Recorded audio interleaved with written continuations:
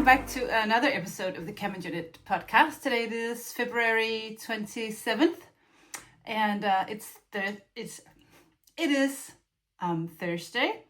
I am trying to be good and film a day in advance, so this will be out for you Friday, tomorrow.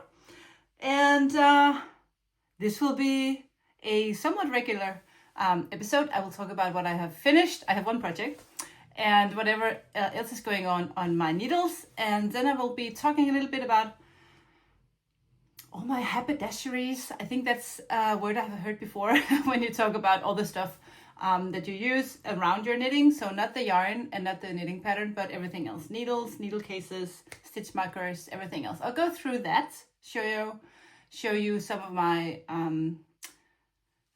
favorite items. And then I will remember in this episode to talk about my granny stripe blanket that I call GS like Helle, and I will bring that in a little later on and talk about that. First, welcome. My name is Camilla. I live here in Denmark with my husband and our two daughters. Nomi, the oldest one, is still traveling in Asia, and she has now reached Thailand and is very happy and really enjoying herself.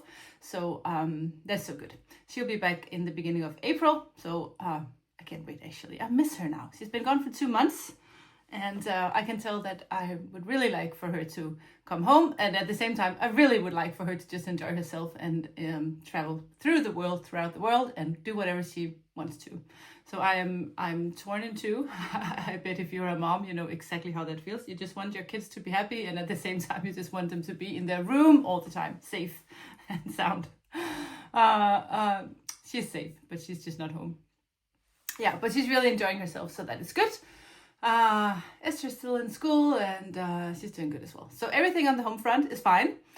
Everything on the work front is fine as well. I still love my job. Every day I go to work with a big smile on my face, and I go home with a big smile on my face, and can't wait for the next day to start. So I am as happy as can be. I have finished one object that I will share. I have brought some yarn home because in the last episode I talked about the yarn of the month, which this year's theme for sock sets throughout the year is invertebrates underwater, which means boneless sea creatures. So no fish. The first animal that I chose, or animal, I don't even know if you could call it an animal, but I chose the oyster. That sock set sold out very fast. And then the second for February was the Pacific sea nettle, which is like a jellyfish. And I brought it because I didn't share it the last time because I just forgot to bring it home.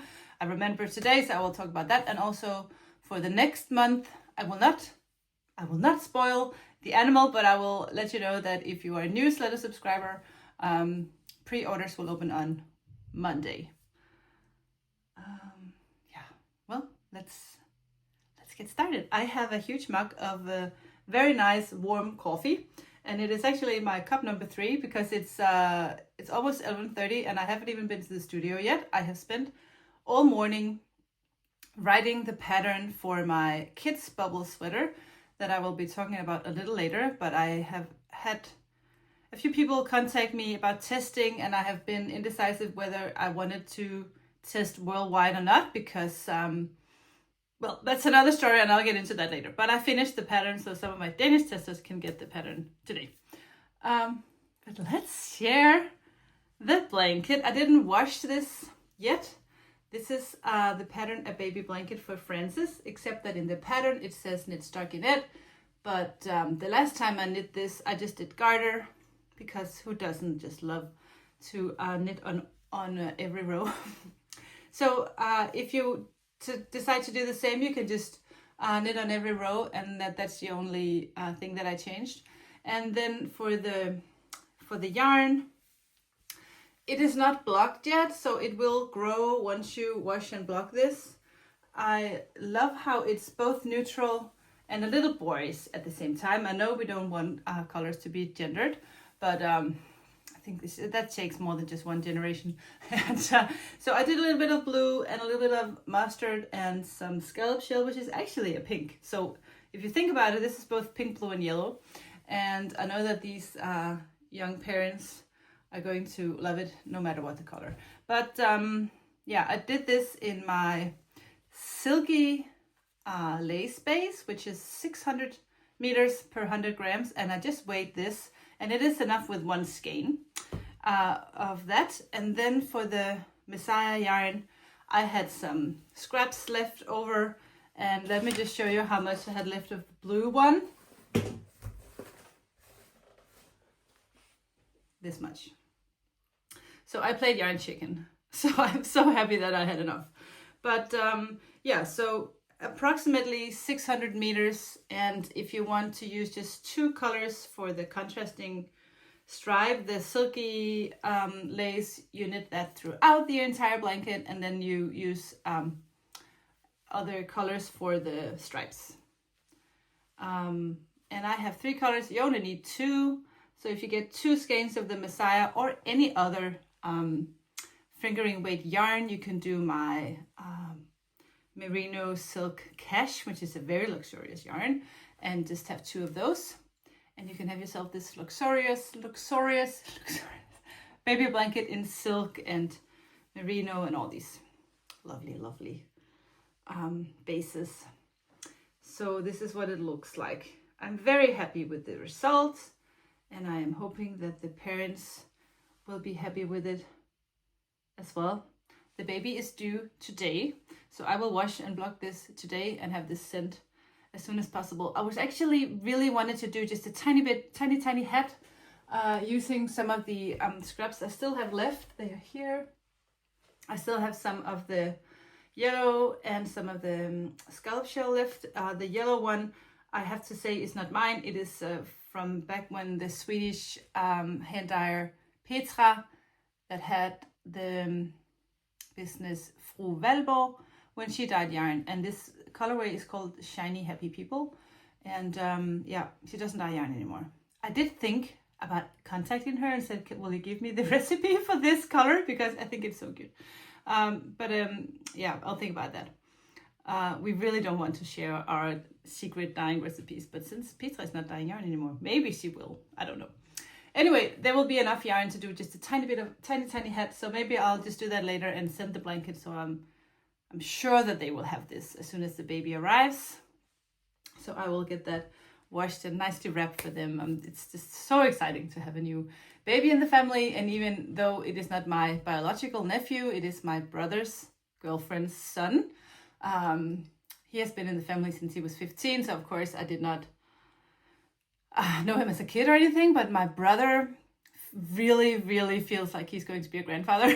He is so excited. He's always been into babies and small kids, and he's just you know, the prototype, to use that phrase as well in English, but he's just, you know, the happy kind uncle that always wants to hold the baby.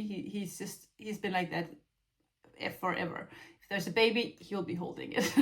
So he's beyond excited that he's going to be, I don't know what he's going to call himself, grandfather in some way that doesn't interfere with the biological grandfather.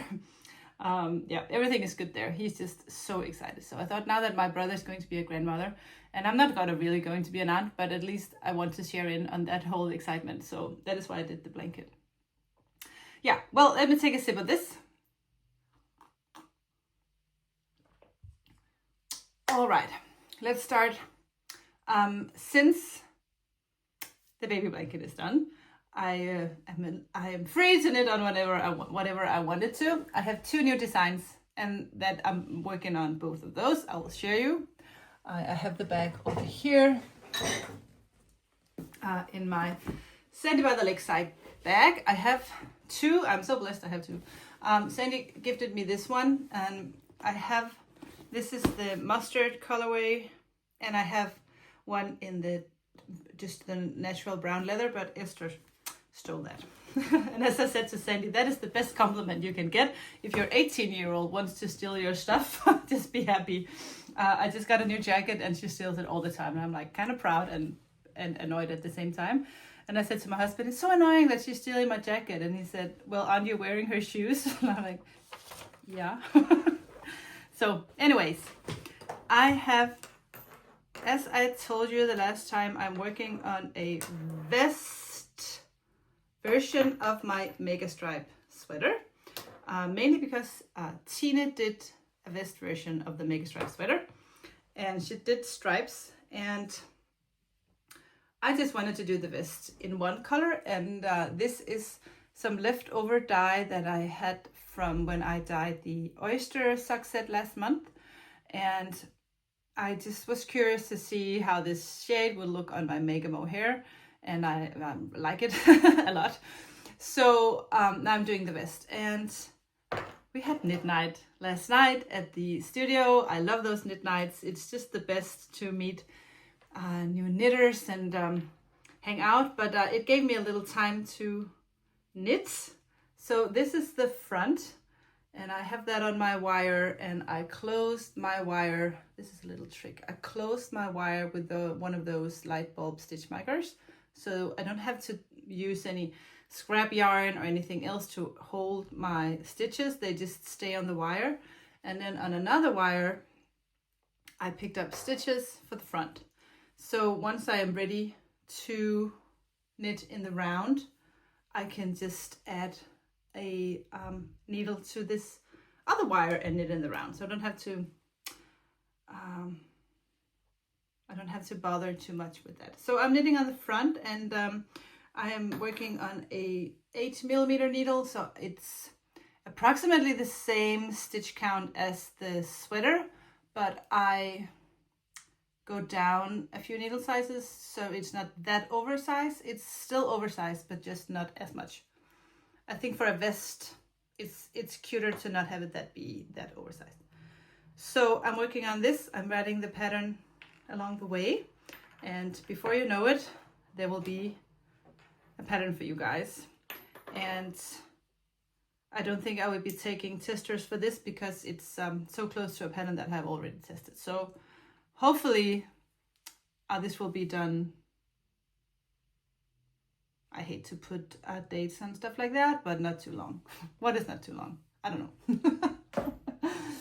But yeah, I'm doing that in my mega mohair. And now that we talk about it, because I just talked about this with one of the knitters last night. She was working on this beautiful sweater in some of my yarns, and I said, she was just knitting and knitting and knitting, and I said, have you only been knitting with that one skein the whole time? And she was like, yes.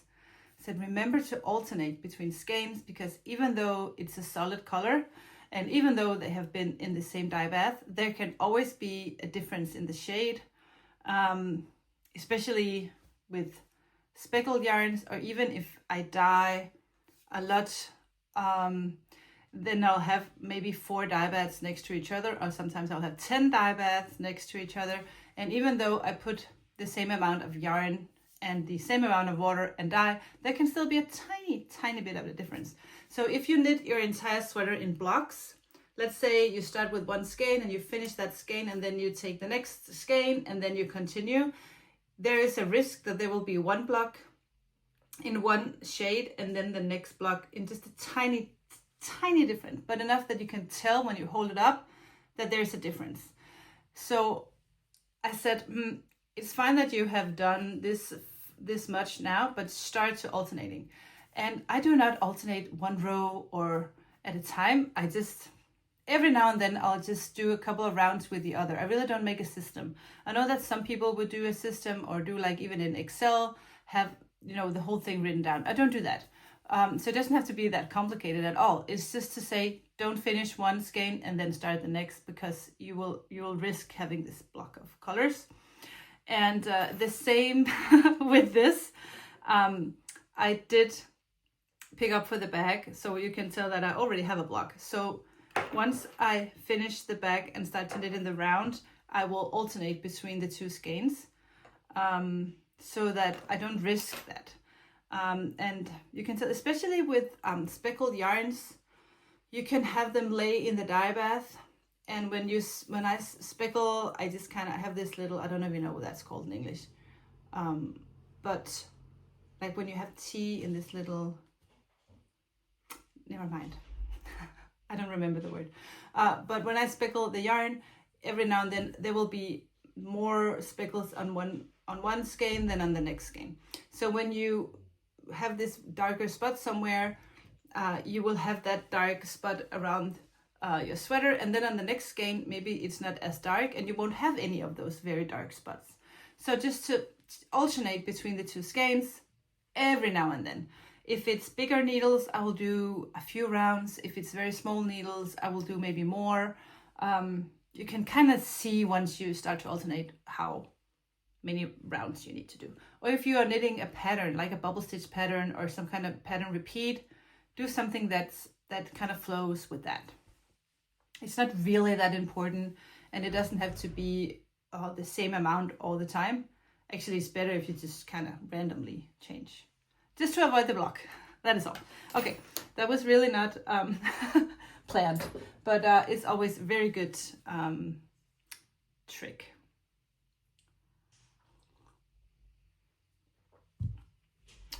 My other project, my kids bubble sweater. I cannot wait to continue on this. I am working on I think it's a 4mm needle. It is. I love when you've just worked on the big needles. I love to get down and knit a little bit on the smaller needles. I have shared this before. I will share this again because I love it so much. I think it's adorable. And you can tell here as well that I have started the new skein, and some of the blue speckles are a little bit darker than in the first, and it's fine, it doesn't matter. It's okay that I didn't begin this way, but if I had only done the first skein and then the last one, we would have a lot more blue in the lower part than in the top part. So I'm alternating now, and that is fine. As long as you remember to do it before it's too late, it's fine. So I have gotten some really good feedback on Instagram on this pattern. And I have asked if you were interested in a size 2 as well, because I'm knitting the smallest size that I designed so far, which is the size 4. And I have had so many requests that I also do a size 2. And it just makes perfectly sense now that I'm doing it anyway, that I do the math for a size 2.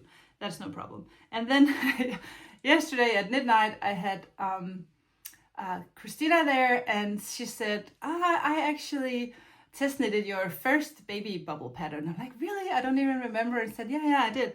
And I said, well, do you want to test the new one as well? And she said, yes. And she is testing, well, she said, can you, is it available in 1 year? And I'm like, in the size 1? I'm like, no, but actually it makes perfectly sense. Let me add that to the pattern as well.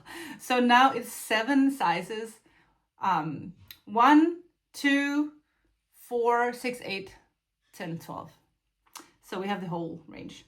And I have had people say, what about adult size? Absolutely. We'll do that afterwards. So once I finish this and have that tested, I can kind of just emerge that into adult sizes. And when all the little errors has been corrected, it's easier for me to do the adult size. I love the look of it. And it's turning out really, really good. And I'll be continuing to knit on this so we can have the pattern is done. I completed the pattern. I will send it to Christina today so she can do the size 1. And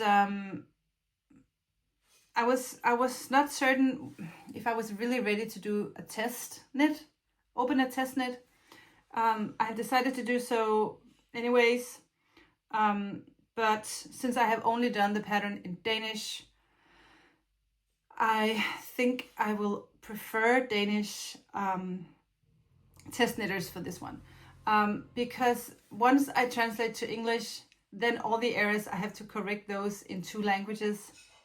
And it's just double the work. It's easier for me if I just get all this stuff right in the Danish version. And then when that is all perfect and all the math is good and it has been edited and stuff, I will then translate to English. So I'm very sorry, but I will just for my own sake only do this for Danish testers. So if you are Danish, or at least if you can read a Danish knitting pattern, and you want to test this, send me an email, email only, and let me know what size. I'm doing the size 2 and Christina's doing size 1. So 4 and no, I'm doing size 4. So I would really love if someone would like to test the size, the larger sizes, so I know how much yarn is needed for those sizes. That is actually the most important feedback that I get from testing. So that would be great. I also provide 40% off the yarn if you test for me, and only on the single 220 base. So only the base that is for the project, of course. Yeah, but send me an email if you want to test in Danish. Good. Perfect. I think this is turning out really, really good. And I'm so excited to see Christina's version because you picked a very cute colorway. So I think that is all I have to say for this sweater. I think it is so cute. This is the colorway Snow Owl, and keep those skeins alternating. This is a bag from, I want to say Kaiku.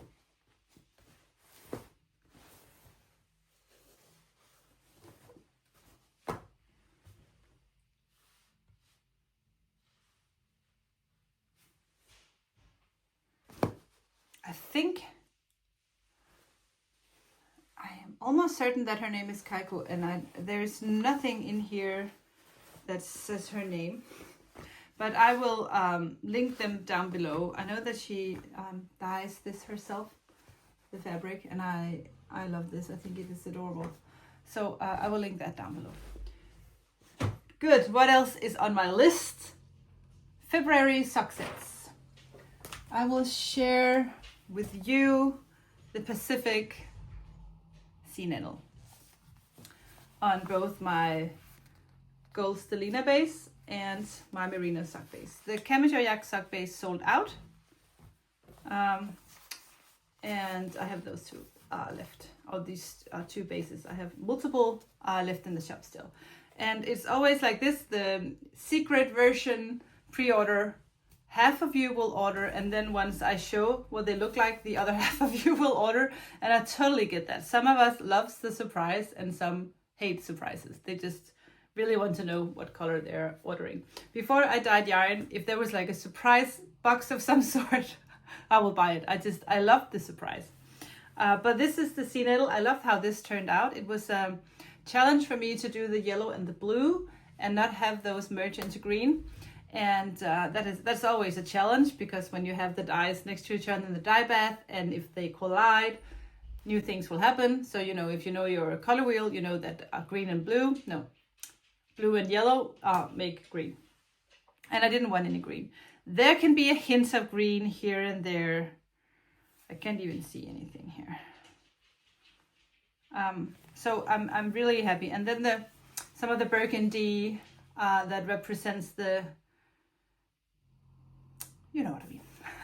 So yeah, they're still available. A few of these are left, only in the gold and the sock base.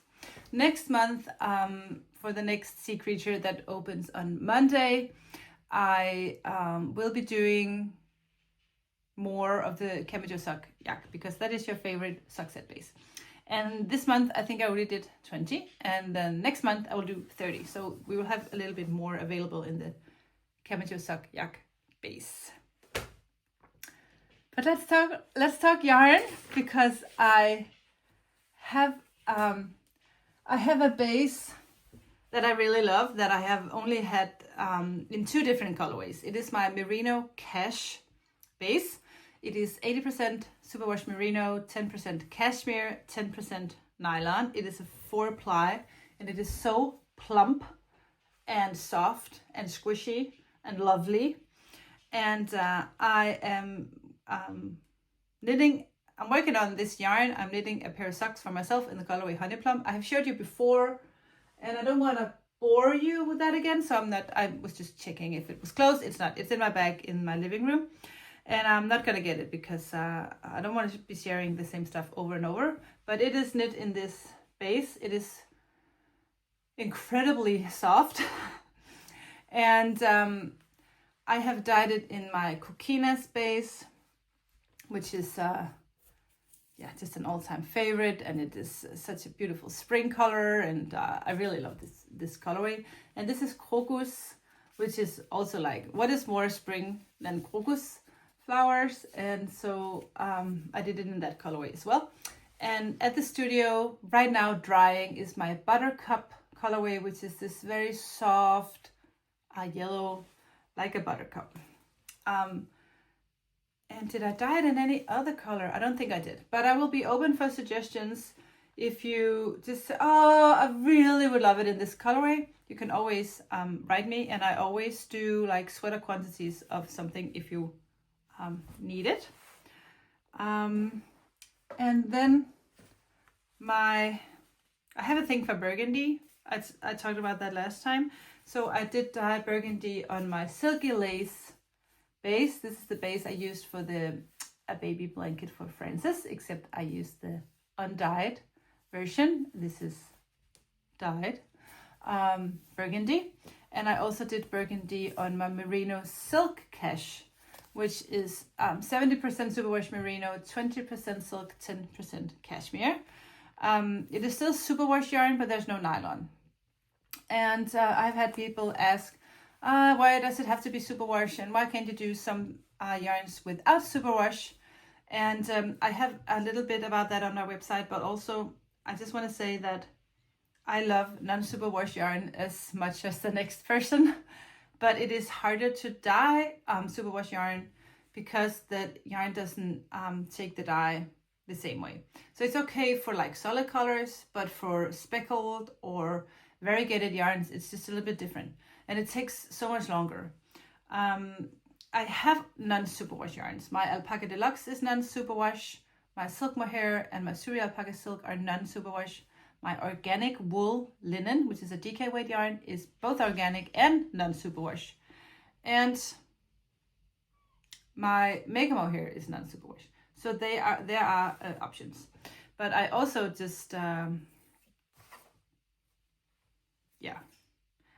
I think it's harder with the non-superwash. I did a non-superwash version for my Advent last year, and the yarn is lovely, and all the qualities of the non-superwash yarn I really like. But when I dyed it, the colors were just duller on the non-superwash or on the superwash yarn, non-superwash yarn. The colors are duller on the non-superwash yarn, and yeah, my heart is just in the coloring. So I think that is why, I know that is why I mainly have superwash yarn. I also dyed some new colorways on my single 220, which is the base I use for my new Kids Bubble. And I have just dyed this on the Elton colorway, which actually turned out a little differently. I think maybe I forgot to add some of the colors in the recipe, but I actually like this new version better than the old one. So from now on, this will be Elton. And yeah, I dyed my 220 in Elton. I also dyed my 220 in Coquines. And I think I also did one more colorway that I have forgotten what it was. But you could go check out all the colors for my 220 base, and also for my merino cache, and also for my merino silk cache, and also for my silky lace, which is some of the more luxurious bases having either silk or cashmere or both. You need a little luxury every now and then. That was all for the yarn. Let me check my list if I have everything. I did say welcome. We talked about the baby blanket, the pre-order. Yes, so Tina and I had knit night last night. It was, it's always such a pleasure to hang out with knitters. I love that. There were new faces last night. It's always nice to see both old friends and new ones. And yeah, we had such a good time. We were fully booked, and even a little extra people came. It's so difficult for me to say no when people say, "Oh, all the tickets are sold out. We have room for one more," and I would say, "Yeah, sure." And yeah, I could tell that last night was like the max. And next time in March is completely sold out. I think we have tickets available for both April and May. And in June we'll do something fun, but more about that some other time. Next weekend on Saturday, March 8th, I will be at Fiberfolk in Vejle. And I said the last time that Tina won't be there, and that is true. Tina won't be there, but her booth will be there. Because now Nina is working with us, and Nina will take care of Tina's booth. And we will have like a joint booth. We always do that. So we buy two, and we kind of build it into one shop so it looks like our studio. And Nina will take care of Tina's business, but we will both be there and help each other out. I can't wait to do that. It's always good to come out. And I love Fiberfolk Vejle. It's one of my favorite places to go as a vendor. So that's exciting. Yes, so it's time to talk about the granny stripe blanket. I will just go grab that. So the last time, or actually the time before last time, I promised that at the end of the episode I would talk about my granny stripe blanket, but I forgot about it. And then I said I would do it last time, and then I forgot about it again. I'm not forgetting about it this time. It's here. And let me get this out of the basket. I am working on a 5mm hook. I guess some people call it by numbers. Let me share with you, because it looks like a mess. When you do scrappy blankets, of course you will not have 100 colors that just go perfectly together or blend perfectly together, because you will have both, I assume you will have both bright colors, more dull colors, primary colors, soft colors, all these kinds of colors. Let me show you. You know, and they don't look that pretty in this basket. They don't look like this is going to be the most amazing and beautifully toned blanket. It looks like this is going to be a mess. And even though I love scrappy blankets and scrappy projects, I don't care too much if they go too much crazy. I don't like for the row to stop in the middle of a stripe, and I don't like too much when you just do all kinds of colors mixed. But I wanted to use all my scraps in the same blanket anyway. So how do you do that and still keep some sort of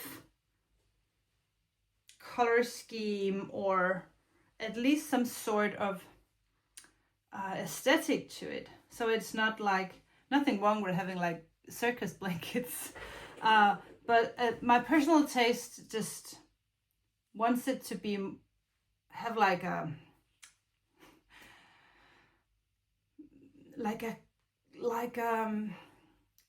that if you add another yarn, another color of yarn that goes throughout the work, you can make it more cohesive.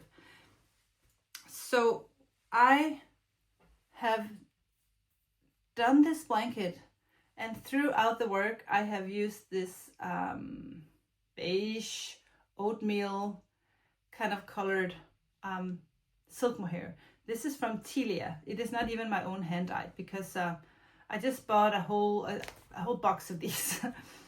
So I have like 20 skeins or something, and got those on sale for $1 million years ago.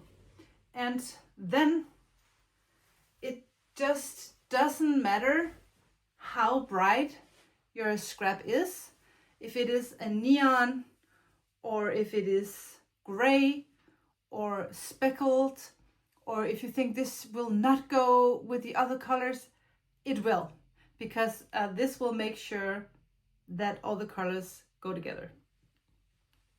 So even though I have all these different colors in this blanket.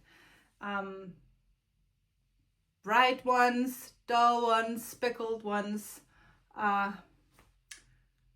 They all go together. I think that this blanket is so beautiful, and when you look at it, you'll say, oh, there's so many colors in here, and at the same time it doesn't provoke the eye. I don't know how to explain it better.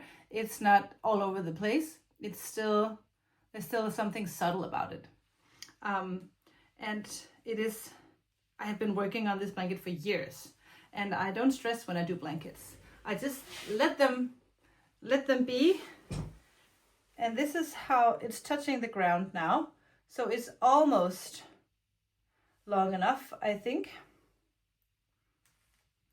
I always want to be so that when I'm laying in the couch and I want to use it as a cover, it can cover my feet, and at the same time I can just kind of, you know, cover up my shoulders. So so that is how I make sure that all these crazy colored minis stay within a tone. And because I just add this to all, it just kind of gives it the same tone of color, or the same, not the same hue, the same tone. And I have no clue how many stitches I have. But I recommend that you just do a little square and measure, and then you decide the size that you want, and then you cast on. And you know, when you cast on this long, it takes 4 what are they called? 4 stitches to do like one square, because you need a gap, and then you do 3 and then a gap. So you do the math.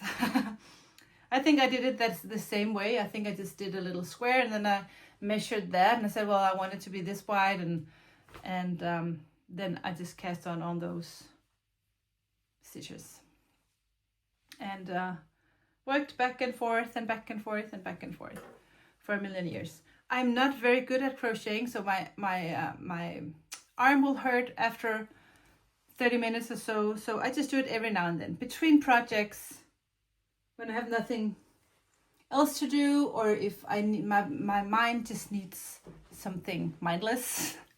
I will crochet on that, and I love it, and I can tell that it's done very soon, before summer at least. Actually, if I just sat down for a couple of nights, it will be complete. I think maybe a part of me doesn't want to part with it, because it has been here for so long that it's almost sad to let it go. But on the other hand, I can start a new project. And I want to start a new project with my Advent from 2024, my Hans Christian Andersen Advent. And I have decided on the theme for this year, and I will share it soon, because we will open pre-orders in April. And also I am planning on doing an Easter box, and I think I'll just wait and talk a little bit more about that next time.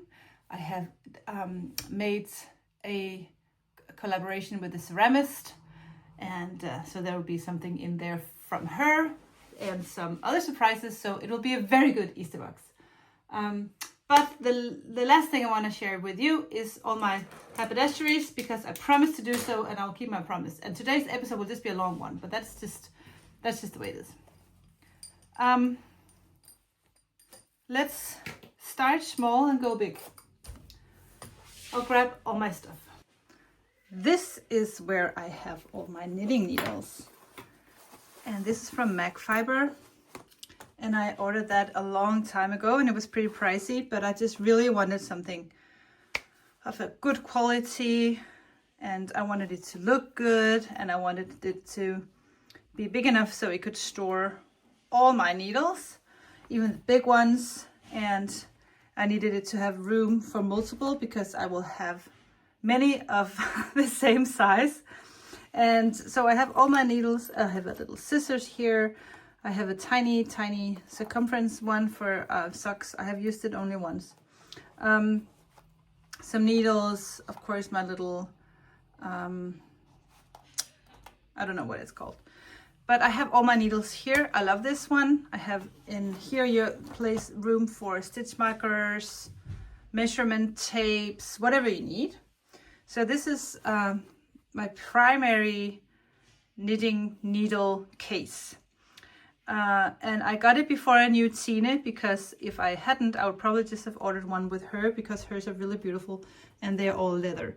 I love this thick canvas fabric, and I love the color of it. I just really love everything about this. So I'm very happy I got it. And whenever I go somewhere on vacation, the summer house, whatever, I have everything right here, everything I need. Number one.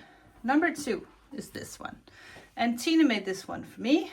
I really wanted somewhere that I could store all my shorter needles and to have them in the same spot. I used to have them in here as well, but it was just too much. I really needed a place where I could open and then just see everything at once. So these are all my shorter needles for when I'm doing smaller circumferences. And in here, Tina made this so I can store my wires in here so they don't get lost. And then yesterday I said to Tina, it would be great if you could do a bigger circle for my my longer wires. And she said, well, I did that already. Don't you have any? And I'm like, no. So she gave me these. So now I have 3 sizes. So this smaller one is perfect for the very short circumference ones, for this one. And now that I have them, let's fix it. You can divide this 2 different ways, I think. Here and here and here I have all my wires. So many. In this last part, I have the wires for the bigger needles. So I always have Chiaogu. They are my favorite knitting needles, and you can tell that they're different in size. So the bigger needles have a bigger. So you could either do that. Maybe I should ask for an extra and have them divided into 3. But see, all these longer ones, it's just so nice to be able to twist those and put them in here so you know that they stay in place. And the smaller one for the smaller circumference ones. So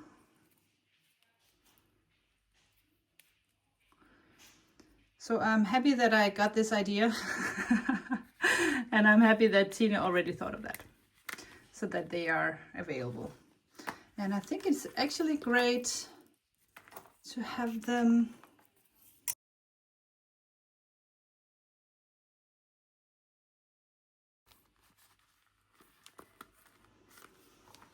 like this. So large circumference, large circle, smaller circumference, smaller circle. So that is perfect. And I will do the same with the rest.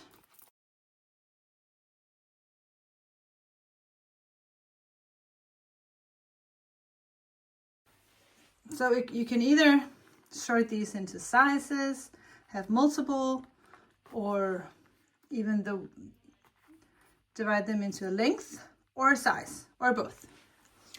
I'll just keep them in here like this, so I know where they are. I will link down below Tina's shop so you can get these. So I have my needles in these 2, and I love that they look cool. They are not the same, but they are definitely the same style. In here, which is also one of Tina's designs, this is her midi panel. I have all my crochet hooks in here. I will say that these tulip ones are actually my favorite. I love this soft grip that they have. And for years I only always used these orange ones, and they're great as well, but I really love the pink ones. So this is my go-to traveling box. Then I have this that Tina also made using some leftover fabric from, and in here I have another thing Tina made, which is like this little needle. I have all my needles here, tapestry needles, and in here I'll have like a little scissor and extra needles for some project. And usually I'll also have my stitch markers, and I usually have those in a little tin case. For I'll always have a little box as well with stitch markers, and I love to use these little light bulb stitch markers for counting rows.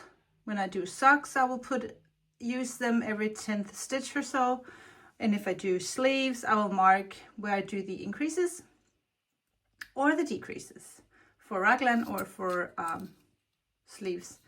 And I always have these little stitch markers that I make myself, or I have someone make for me. And stitch markers. I love stitch markers. I make these myself, and I will have these in the shop very soon. These beads are brand new. But I have all sorts of stitch markers in the shop because I really use stitch markers all the time. It's totally necessary when you do raglan, or if you do cables or whatever, and you need to know where to start and end something. So I use those all the time. I have them in all different sizes so that I never use stitch markers that are too big or too small for my needle. I want them to be just the perfect size. I use them all the time, and they are just a necessary tool for me. I use it so much. So this is what I cannot live without. My most important knitting accessories. And then, of course, it's good to have a knitting bag. And I really love this one that I have from Sandy by the Lakeside. I like that it can stand on its own. I have a lot of stuff here in the pocket, but can put all my stuff in here. My needles, my smaller case, my pennel, my stitch markers, which I usually live in here so that I have all the stuff the same place. Then I'm ready to go. Then all I need is some yarn, maybe a few skeins and a pattern, and I'm ready to go. So that was all for now, guys. I hope that you enjoyed this episode. If you did, give me a thumbs up, and if you liked it even a little bit more than that, you can always write me a comment, ask me anything you're curious about, or anything you would like to know, or something that you would like for me to talk about in another episode. I would love to hear your opinion. Easter bucks will be available pretty soon, so don't miss out. I will send you a newsletter. So if you're a newsletter subscriber, you will always get the first news from the Cabin Unit headquarters about whatever is happening, or launches, pre-orders, anything like that. You will get in the newsletter. Sometimes even discounts. You just get the stuff before everyone else. So it's a good way to just keep up and not miss out on anything. Yeah, I will go for now. Thank you so much for watching another episode, and I will see you in 2 weeks from now. Take care, guys. Bye.